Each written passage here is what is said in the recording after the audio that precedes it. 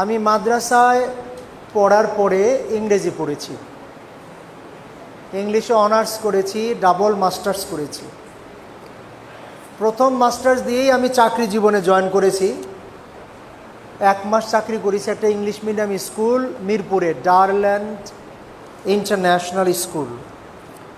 এরপরে Dhaka model college, Gausia Islamia, এখন কামিল মাদ্রাসা, শ্যামলীতে।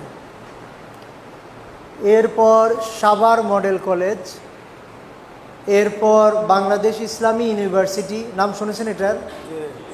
কোথায়? কুষ্টিয়ায় তো আমি পড়েছি, কিন্তু বাংলাদেশ ইসলামী ইউনিভার্সিটি কোথায়?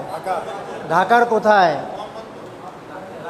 কমলাপুর বলছেন, ঠিক আছে ঠিক আছে, কমলাপুরের আশেপাশে আর কি, মান্ডা মুগদা নাকি গ্রিন মডেল টাউন। ওখানে 4 বছর শিক্ষকতা করেছি, ইংলিশ ডিপার্টমেন্টের কোঅর্ডিনেটরও ছিলাম। এরপর 2012 সাল, 11 সালে আমার একটা ইন্টারভিউ হয়, সৌদি আরবের একটা টিম আসে ওখানকার কিং খালিদ ইউনিভার্সিটির শিক্ষক নেবার জন্যে। 12 সালে ওরা আমাকে ভিসাটা সেন্ড করে।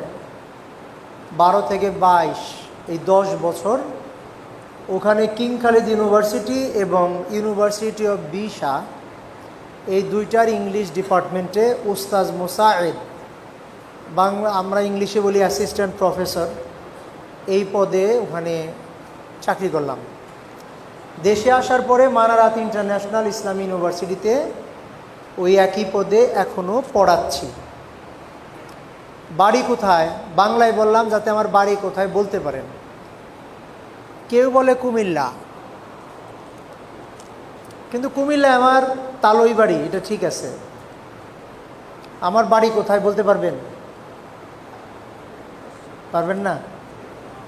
তার মানে এখন আমরা পড়তেছি ল্যাঙ্গুয়েজ, কিন্তু আমার ল্যাঙ্গুয়েজ দেখে ধরতে পারলেন না যে আমি কোন এলাকার মানুষ।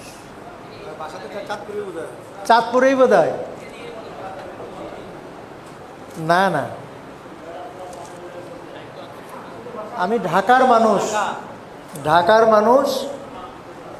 ঢাকার ধামরায়ে আমার বাবার বাড়ি, আর আমি থাকি হইলাম সাভারে।